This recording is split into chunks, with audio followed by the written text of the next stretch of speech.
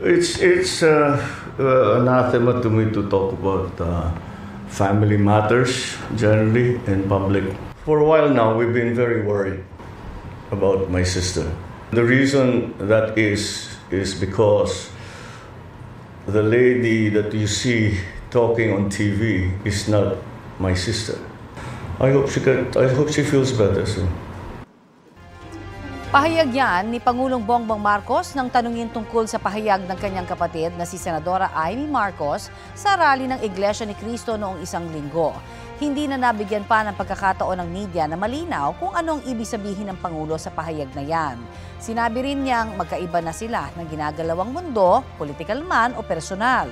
Sumagot naman sa social media si Senadora Amy sa pahayag ng kapatid. Anya, totoong siya yon at kung ano-ano na daw ang nakikita ng kanyang kapatid. Patunayan daw ng Pangulo na mali ang kanyang sinabi at gusto raw niyang maging mali.